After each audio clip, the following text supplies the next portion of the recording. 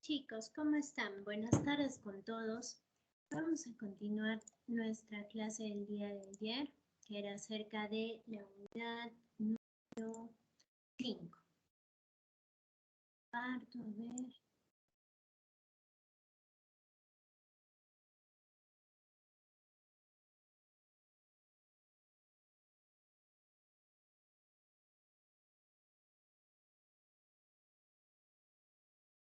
Listo, ¿se puede visualizar? Sí, ingeniera. Gracias, chicas. En esta parte, en esta segunda parte, como les decía el día de ayer, vamos a enfocarnos en lo que es el recurso suelo, pero en especial viéndolo desde el lado de la gestión y sobre todo conociendo el recurso suelo. Entonces eso lo han ido viendo a lo largo de la práctica que están haciendo, de la práctica de la semana anterior, que es acerca de agroecosistemas, ¿sí? Entonces, primero vamos a ver el suelo como recurso y su uso. Foley en el 2005, y que van a encontrar mucha referencia bibliográfica de él y de investigadores que trabajan con él, hablan acerca de lo que es el uso del suelo y la transición de ese uso que ha habido a lo largo del tiempo, ¿sí?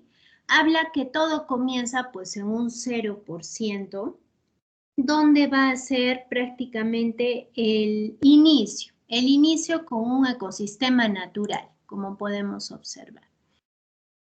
Ven que pongo aquí el marcador, ya está. Entonces, acá iniciamos con los ecosistemas naturales, ¿sí? Va a ser un inicio, una primera etapa, y vamos a tener en el eje Y lo que es la proporción del paisaje, ¿sí? Esta proporción del paisaje va a ser la que se va a ir transformando a lo largo de los usos del suelo. Entonces, él nos indica de que vamos a tener los ecosistemas naturales en una proporción del 100% al inicio. Sin embargo, a lo largo de los usos del suelo se va a ir cambiando el estado, ¿sí? De la misma proporción. Entonces, por ejemplo, nos dice de que vamos a tener desde el lado de y en especial en la etapa central, lo que es el sentido de subsistencia, que se va a comenzar a intensificar el uso del suelo. Entonces va a pasar, mejor dicho, a la etapa intensiva, que significa que va a haber muchos impactos, como pueden ver los de color naranja, rojo y celeste, que va a ser la agricultura intensiva, las áreas urbanas, ¿no? Los paisajes para el lado de áreas protegidas, para el lado recreacional. Entonces vamos a tener todos esos impactos o cambios de uso en el suelo que van a llevar consigo a la pérdida de una proporción del paisaje. Esta pérdida es importante que ustedes sepan reconocer, porque obviamente nosotros vamos a tener los cambios de este uso del suelo por actividades, ¿sí? Entonces, todas estas transiciones en las actividades del uso del suelo van a ir dentro de una región determinada a lo largo de un tiempo, y va a ser muy parecido a las transiciones de otro tipo. Por ejemplo, las transiciones económicas, las transiciones demográficas, ¿sí? O sea, todo en la vida va a seguir una diferente transición. Sin embargo, es importante reconocer esto que les menciono, y sobre todo las diferentes etapas o estados, como dice Foley. Por ejemplo, les decía la primera, la del inicio, que va a ser prácticamente el preasentamiento, ¿sí? Luego vamos a pasar a lo que es la parte de los clareos. Bueno, en Europa le llaman mucho lo que son los clareos, pero va a ser cuando se comienza a hacer cambios en la misma cobertura del suelo, que de por sí existe, que va a ser por el lado natural. Luego vamos a pasar, como dije, a la etapa de subsistencia, de intensificación y la parte intensiva, ¿sí? Entonces, esto significa este gráfico que nos quiere comentar Foley aquí. Luego vamos a tener de que también, antes de pasar esta diapositiva, de que también se comenta y posteriormente en el 2007 con otra investigación que habla de los estados del uso del suelo y las transiciones que hay, de que posterior a esto va a depender mucho lo que más se intensifique en un país. Entonces ahí viene el análisis e interpretación de nosotros. Y les hago la pregunta, porque no quiero hablar sola. Teniendo en cuenta estos tres impactos de agricultura intensiva, áreas urbanas y áreas protegidas y todos estos cambios de uso de suelo que hay, ¿cómo podríamos saber el estado que sigue? ¿Sí? Porque si vemos, Foley dice que es un estado continuo y que va a seguir. Y para arriba también, por eso las flechitas, ¿no? Para arriba y para la derecha. Entonces, ahí está el signo de interrogación para que ustedes me digan, ¿cómo podría yo saber qué estado sigue? ¿Quién me puede comentar? Si no, ya saben que recurro a mis voluntarios escogidos.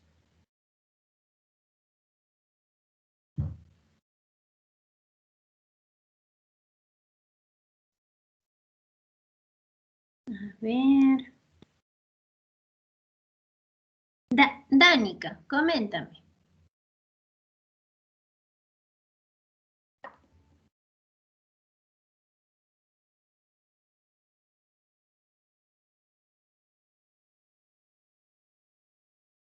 ¿Danica está? No está Danica. A ver, Mira, disculpe, le escuché entrecortado y escuché solo Dan. Disculpe. Pensé Danica, que ya responde mi pregunta.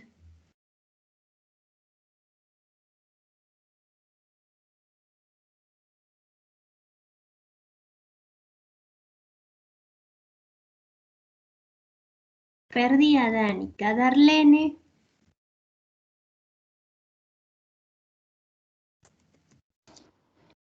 Ingeniera, no sabría cómo responder a la pregunta.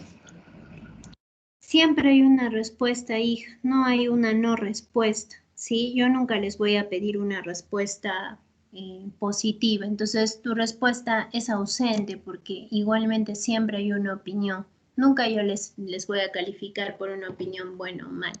Así que tu respuesta no es correcta para ti misma. Yanela. Ingeniero, no estoy muy segura, pero creo que podemos guiarnos un poco acerca de la proporción del paisaje, ya que como podemos ver cuando el suelo recién se está asentando, podemos ver que su proporción tiene el 100%. Sin embargo, cuando vemos, bueno, en la grafiquita, la parte intensiva, podemos ver que las áreas urbanas como que son muy cortas. Gracias, Yanela. Esa es una primera y muy buena interpretación. Les decía que nosotros tenemos la proporción de paisaje, ¿sí? Y ustedes han llevado un curso anterior que se llama Ecología del Paisaje, del cual todos están aprobados, si no, no estarían aquí, ¿no es cierto? Entonces, en Ecología del Paisaje, ustedes mismos han aprendido acerca de las diferentes unidades paisajísticas que pueden ser vistas desde el espacio y que pueden ser analizadas por él mismo. Entonces, si yo quisiera ver acerca de qué estado sigue, la respuesta de Yanela está muy bien, porque yo podría tomar en cuenta lo que son el análisis del paisaje y sus unidades paisajísticas, ¿sí? Sin embargo, no es lo único, entonces dejo a participación de alguien más si tiene alguna otra opinión que añadir. Javier. Sí, ingeniera. Bueno, consideraría que para conocer una siguiente etapa, creo que se debería estudiar un concepto histórico, bueno, no solo histórico, sino social, económico y un contexto ecológico en el aspecto de que este gráfico denotaría una situación en una determinada área o país, si queremos ponerlo. Pero ocurre que en diferentes países estas situaciones no se encuentran a la par, o sea, no son las mismas. Puede uno que esté un paso previo o puede que durante años se haya mantenido en una etapa, mientras que en otros países sí se encuentran estas tres que se mencionan de las áreas urbanas, la agricultura intensa y el último. Creo que sí deberíamos recurrir a lo que vendría a ser un contexto social y económico e industrial también. Muy bien, gracias Javier. Lo que indica su compañero también está bien, poder analizar acerca de los otros contextos y que muchas veces van a influir. Entonces nosotros desde tiempos antiguos lo analizamos, más aún cuando hay cambios, ¿sí? Más aún y es parte de un diagnóstico. ¿Qué más? A ver, Paola. Sí, ingeniera, bueno, yo podría analizar de que en el siguiente nivel lo más probable es que las distintas áreas que están así con distintas proporciones, pues la que se incrementaría más serían las áreas urbanas. En términos generales, quizás no hablando de un lugar en específico, como decía Javier, pero en términos generales, toda la población mundial ha incrementado, entonces el siguiente nivel podríamos deducir de que las áreas urbanas también han incrementado e incluso se ha reducido las áreas de lo que es la agricultura intensiva. Muy bien, gracias Paola, eso también. Y por último, Yajaira. Sí, ingeniera, también quería aportar que tal vez podemos conocer la siguiente etapa analizando los componentes en sí y también aportando lo que mencionó Javier, tal vez recopilando toda esta data sobre los diferentes componentes que observamos ahora, se puede calcular lo que es, por ejemplo, la tendencia en el futuro. Muy bien, gracias Yajaira. Entonces, lo último que han indicado sus compañeras, que también llega a ser parte de este análisis del mismo contexto diagnóstico que se debe hacer, va a variar en diferentes partes del mundo. ¿Por qué? Porque en diferentes partes del mundo todo va a encontrarse en diferentes etapas de transición. No va a ser igual para todos, ¿sí? Entonces eso es algo que sí o sí también se tiene que considerar aquí. Entonces yo les ponía el caso de Perú, o sea, y Perú a nivel general, Perú, o sea, a nivel nacional, o tendría que hacer un análisis local, tendría que hacer un análisis regional.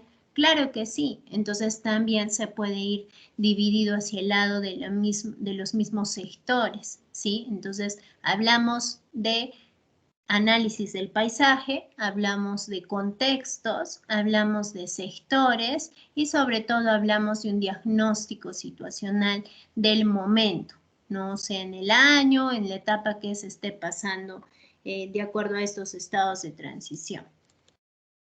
Luego vamos a ver aquí que también y en la misma investigación, en la misma revisión, este autor nos dice de que vamos a tener el uso de nosotros, de los seres humanos, en diferentes partes del mundo a la Tierra, ¿sí? Por ejemplo, vamos a tener lo que es la parte más de vegetación natural, que es lo como pueden observar, ¿sí? Donde están los bosques tropicales, los bosques templados, ¿sí? Que está pues mayormente coloreado de lo que es verde.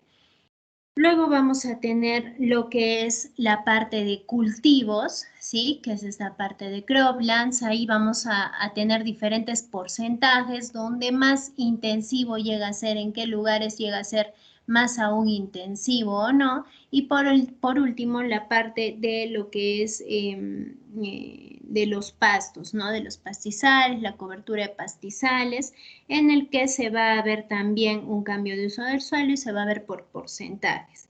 A través de esto, lo que nos quiere decir es poder mostrarnos la distribución geográfica de todo lo que es la vegetación potencial, los cultivos y los pastizales en cuanto a la evolución a lo largo del tiempo, ¿sí? Si buscan incluso, y bueno, más aún ahora en Internet, todos esos cambios que ha habido y por las mismas imágenes satelitales que se puede tener, pues es más claro aún. Y con los diferentes índices que hay, con los diferentes satélites y las bandas con las que puedes jugar. Entonces, eso te ayuda a tener una noción de cómo es que están las tierras de cultivo en el mundo. Y acá viene esta partecita que a mí me gusta mucho porque es como que resume toda esta parte de cuál es la relación o por qué son importantes reconocer y analizar los usos de la tierra. Y es por esto que nuevamente viene a nosotros, nuevamente viene a mí, que es los servicios ecosistémicos, ¿sí? Entonces, y que es algo que lo vamos a ver hasta el final del curso.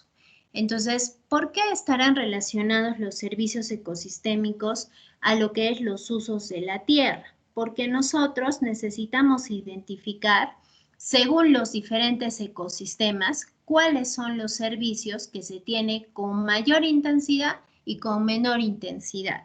Entonces, existe esta imagen que nos da estos autores para poder identificar. Por ejemplo, en lo que tenemos este tipo de paisaje que es un ecosistema natural, nosotros vamos a tener de que van a tener muchos servicios ecosistémicos, ¿sí? O sea, es más, muchos servicios, pero la parte de lo que es la producción de cultivo, que es este de acá arriba, crop production, ese no lo va a prestar, obviamente, porque es un ecosistema natural. Sin embargo, los demás servicios ecosistémicos sí. Entonces, la florcita o el asterisco está casi pintado, ¿no? Pero la parte de producción de cultivos no está, ¿sí? Pasamos a un segundo estado, un segundo análisis, que es en cuanto a los ecosistemas, en lo que hay cultivos intensivos, ¿sí? A los lugares, mejor dicho, a los paisajes, perdón, donde tenemos un cultivo intensivo. Si nos damos cuenta en nuestra flor, claro que no vamos a tener ningún servicio ecosistémico mencionado anteriormente, pero sí vamos a tener el que es de la producción de cultivo, ¿sí? O de cultivos en sí. O sea, va a ser la única que claro que va a estar a tope porque es en la que más se va a enfocar este tipo de espacio. Y por último, vamos a pasar a este de acá, que es un ecosistema de cultivo con áreas restauradas o con áreas que tienen sus servicios ecosistémicos restaurados, ¿sí? ¿Esto qué quiere decir? De que antes de que se convierta en un paisaje de cultivo intensivo, el ecosistema ha sido natural. O sea, sí o sí ha pasado esta etapa y lo hemos visto en nuestra imagen de colores al inicio que han participado. Entonces, sabiendo eso y que ha sufrido una transformación y ha pasado una etapa de cultivo, pero lo peor no es que ha pasado una etapa de cultivo, sino que ha pasado a una etapa de cultivo intensivo, es que necesitamos pues recuperar o tener toda esa flor de servicios. Y la flor de servicios ecosistémicos no es que se excluya la producción de cultivo, ¿sí? Y es una idea equívoca que se tiene, o sea, y por eso les decía, cuando veamos agroecosistemas no significa que la agricultura esté mal, y que se diga de que sí es una actividad, pero que obvio que también va a contaminar y tal, y tiene impactos. No, ¿por qué? Porque los cultivos es un servicio ecosistémico. Entonces sí se tiene que considerar y por eso es que los agroecosistemas hoy en día se busca que tengan transformaciones que los lleve a una agricultura ecológica, que es con lo que vamos a finalizar hoy, ¿sí? Entonces, este gráfico es muy importante que lo entiendan, espero que lo hayan entendido bien, porque es la base de esta parte, o sea, el por qué estamos estudiando lo que son los agroecosistemas. Entonces, en nuestro país sabemos que obviamente es un país agrícola. Es un país que va a tener muchos cultivos, les pongo ahí unos datos, tenemos lo que es el algodón, tenemos lo que es el café, ¿sí? Sin embargo, va a haber cambios según las demandas y eso es algo que vamos a vivir hasta en los mismos cambios de gobierno, en los mismos, en las mismas problemáticas nacionales que hay, de repente si hay una huelga, si hay una protesta, si hay el cierre de tal empresa, va a influir en lo que son muchas veces la producción de cultivos, la importación, la exportación de los mismos.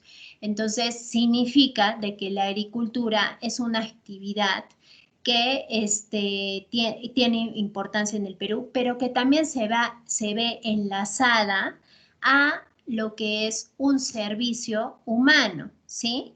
Y vuelvo a repetir lo anterior, los cultivos es un servicio ecosistémico. ¿Por qué? Porque nosotros somos parte del ecosistema y nosotros necesitamos alimento y es por eso que es considerado un servicio.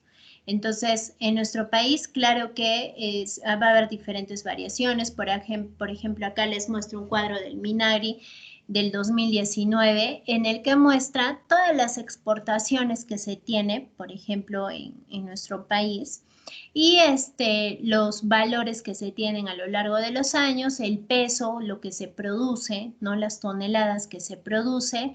Y acá el Minagri hace un análisis, y para que vean, en cuanto a la variación de estos 2 años, del 2018 y del 2019, en tonelaje, y la variación de lo que es los dólares del valor de esta exportación, ¿sí? Hace ese análisis de variación, ¿para qué? Para que se pueda observar, pues, en cuáles ha habido un decrecimiento, una variación y que necesita ser recuperado. Ahora yo les muestro el año 2019. Con la pandemia, claro que, y eso lo van a leer, también les voy a poner 2 artículos en el Blackboard, las variaciones de este tipo de contextos va a variar, ¿sí? O sea, mejor dicho, va a ser más clara. Esas variaciones son las que ustedes tienen que siempre analizar. Entonces, en la práctica que han hecho la semana pasada, imagino que lo han ido analizando y si no, esta semana lo van a hacer aún más, porque como saben, esta semana también sigue agroecosistemas de práctica, ¿sí? ¿Qué más? Entonces vamos a entrar a lo que es un agroecosistema, que ya lo expliqué un poco en práctica, pero igual ahora lo reafirmamos. Un agroecosistema va a ser aquel ecosistema que va a tener características que van a estar planteadas en lo que es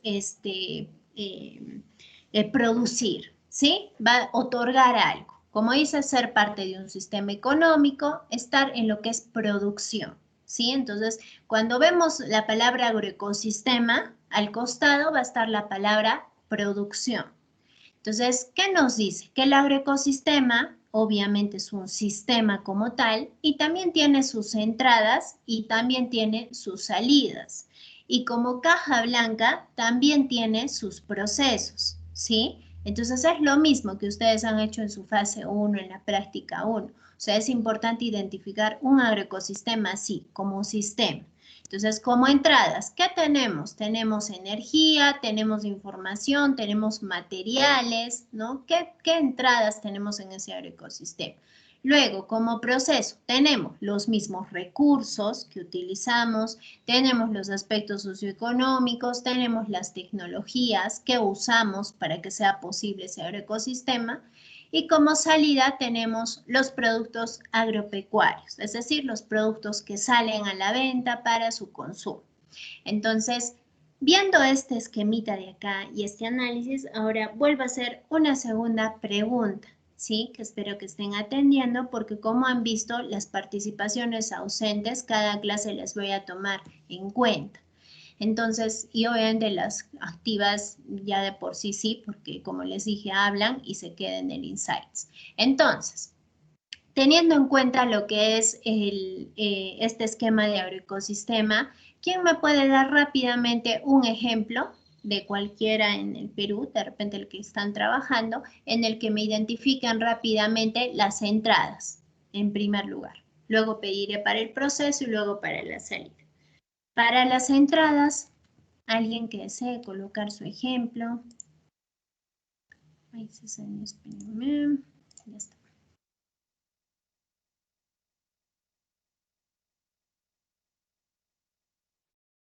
¿Alguno que desee?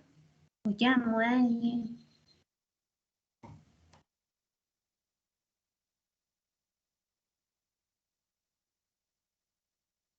Lisel. Sí, ingeniera. Bueno, primero quería preguntarle si es que es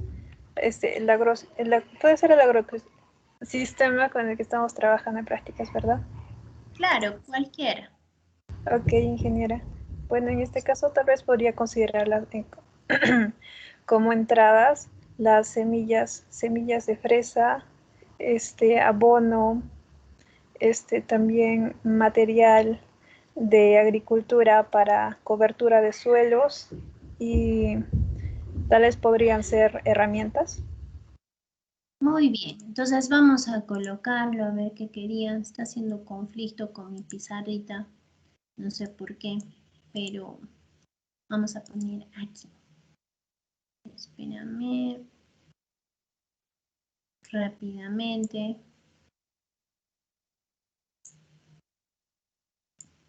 Listo. Tenemos semillas, como dice Lisel.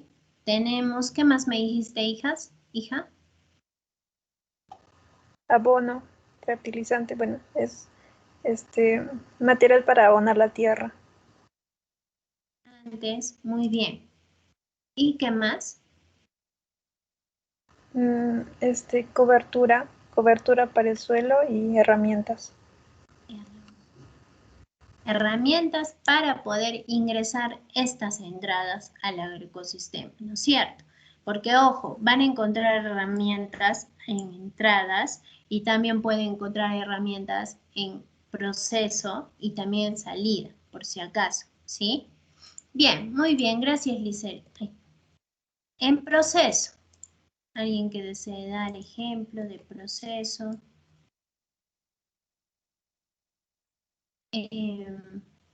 Yajaira.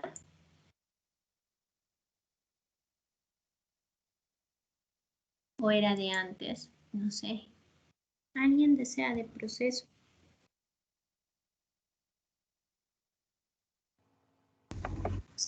Tal vez en energía del proceso pueda ser la mano de obra. Bueno, los procesos que son el arado, bueno, no conozco mucho de la fresa, pero puede ser el arado, la limpieza del terreno, la preparación. Gracias, Katy. Está bien, y abajo también comento, o sea, está dentro de los aspectos socioeconómicos, porque yo tengo que contratar y tener mano de obra para que pueda preparar, para que pueda cultivar, para que pueda limpiar, como dijo Katia, entre otras, ¿sí? ¿Qué más? Otro ejemplo acá en proceso.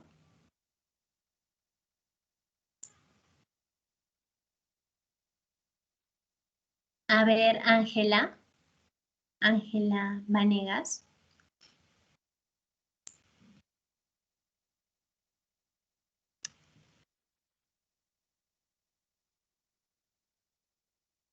No está Carlos. ¿Se encuentra Carlos?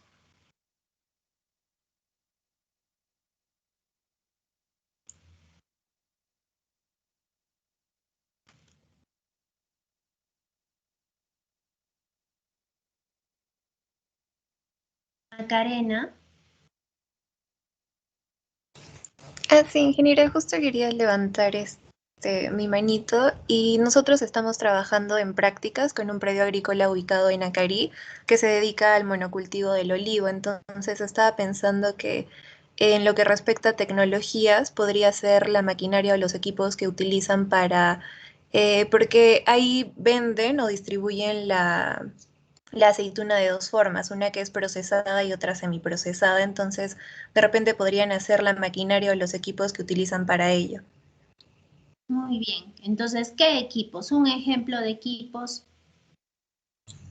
Por ejemplo, hay unos tanques que no recuerdo muy bien el nombre, pero donde utilizan este cloruro de sodio para, no sé si se le dice lavado previo de las aceitunas. Ya, muy bien. Entonces, unos tanques, algo de que sea parte de las instalaciones que necesiten. Muy bien.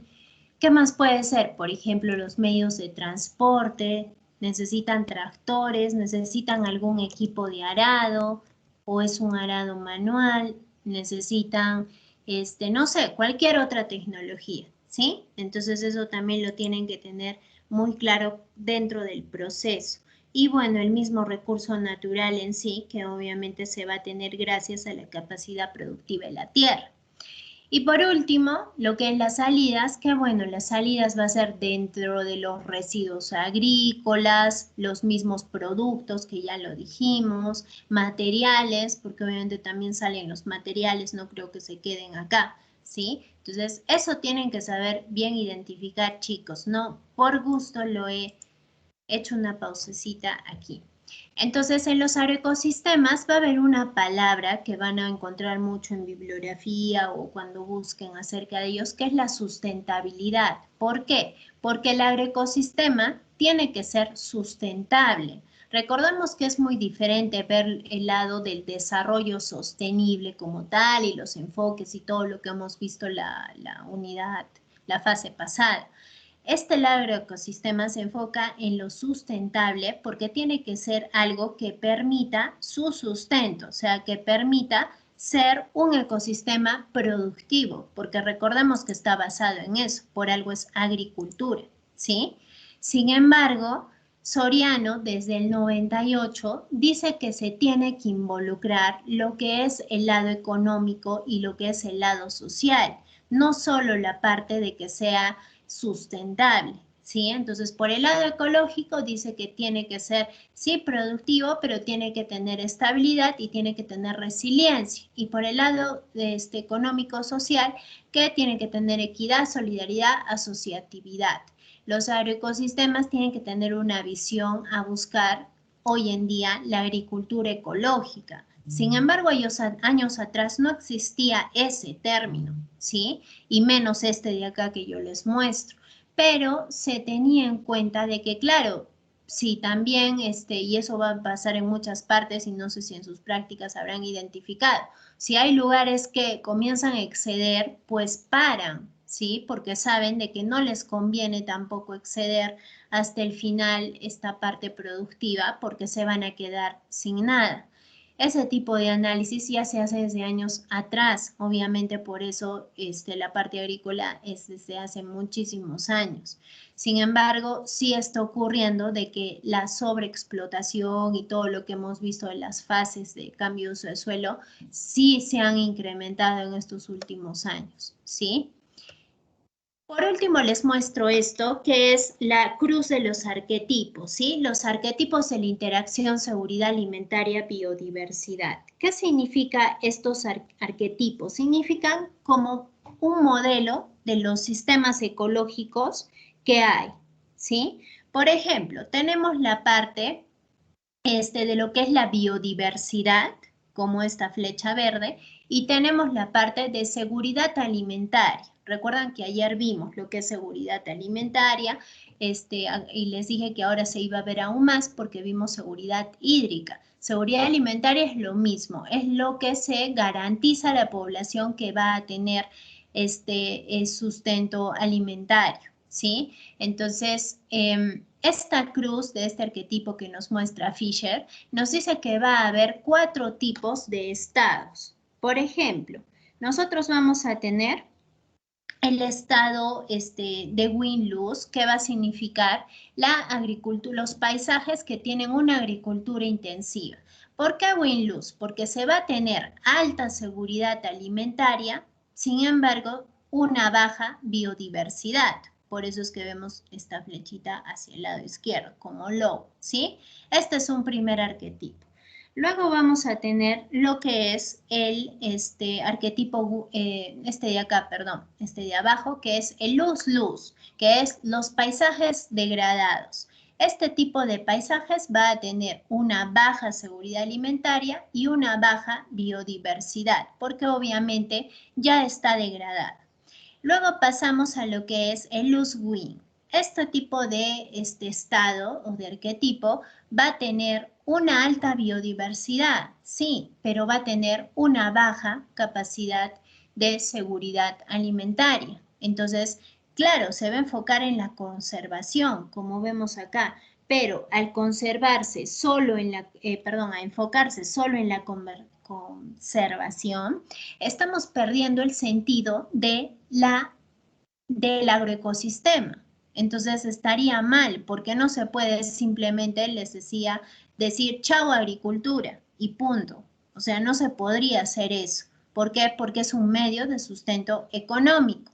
Entonces se tiene que considerar, por lo tanto, ahí sigue siendo un lose win, ¿sí? Porque claro, hemos ganado el lado de biodiversidad, pero no del lado de seguridad alimentaria. Entonces, ¿qué es lo que dice Fisher? Que hoy en día lo que se tiene que buscar es el arquetipo del win-win, que es los paisajes agroecológicos, ¿sí? No agroecosistemas, sino paisajes agroecológicos o la agricultura ecológica, ¿sí? Que es lo que ustedes como ingenieros ambientales, claro que pueden plantear muchos proyectos de este tipo.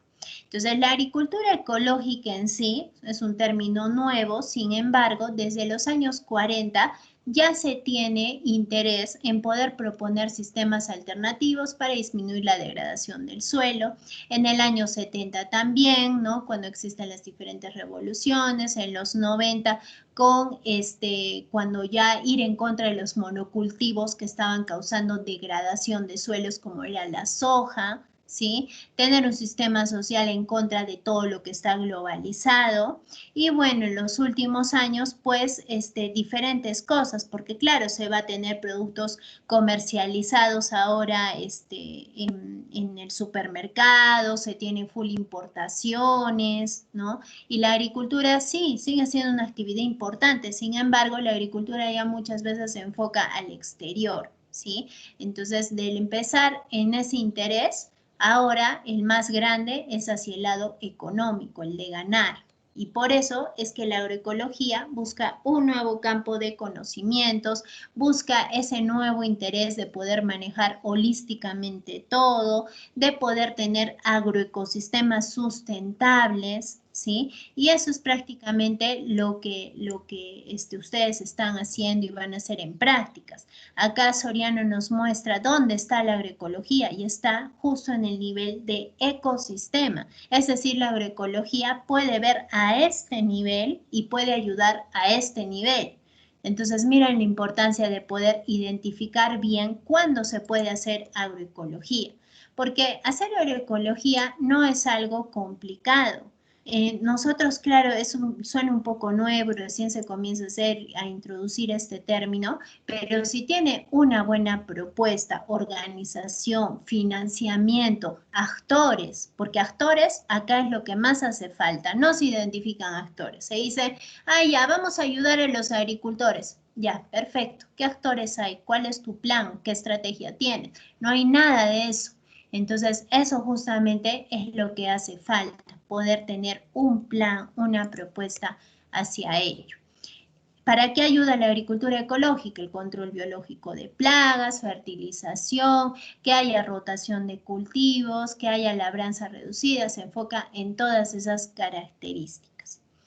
En los supermercados hoy en día ya se comienza a tener más productos ecológicos, pero ¿cuál es el problema? De que muchas veces el acceso a ellos no es tan fácil porque llegan a ser muy costosos, ¿sí? En algunos lugares. Entonces, cuando alguien escucha de un producto ecológico, simplemente no lo toma o se asusta. ¿Por qué? Porque, ya, me cuesta 10 veces más. Pero no saben que ese 10 veces más no es porque el señor quiera hacerlo 10 veces más, sino es porque no se hace. O sea, no se tiene ese concepto, digamos, común, o no se hace mucho en ese lugar, o porque no se les da las facilidades, ¿no? El gobierno mismo no da las facilidades para poder hacer este tipo de comercio ecológico. Entonces, pero sí existe. Y muy bien, no sé si tienen alguna pregunta, comentario en esta parte. Perdón por este par de minutos que me excedo. Bien, no hay. Entonces, si no, igual en las practiquitas de mañana, de pasado, me pueden ir haciendo. Chicos, queda de taller lo que les comentaba ayer, ¿sí? Sin embargo, voy a agregar lo que estamos haciendo el día de hoy, que es parte de agricultura, para hacer este problemita de causa y efecto, este arbolito de causa y efecto, pero que también pueden utilizar un problema en cuanto al recurso suelo, ¿sí? Entonces, el taller es muy simple, y ya lo expliqué el día de ayer, si no revisen la grabación de ayer. Sin embargo, añado que también puede ser de agricultura ecológica. Se presenta en una hoja, en una diapositiva, como deseen, y es por equipos. Entonces voy a habilitar en el Blackboard para que suban ese taller que no les va a quitar más de 10 minutos hacerlo en equipo, ¿sí? ¿Preguntas, comentarios? Si no, para ya despedirme de ustedes. Ingeniera, ¿la entrega es el día de hoy? No, les voy a dejar hasta el día viernes, ¿sí? Para que lo entregue. O hasta el domingo, para que lo entregue. ¿Alguna otra pregunta?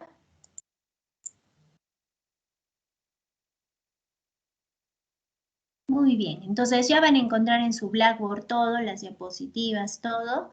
Y queda, perdón, eso de tarea, este arbolito que es en equipo y que como les digo no les quita ni 10 minutos.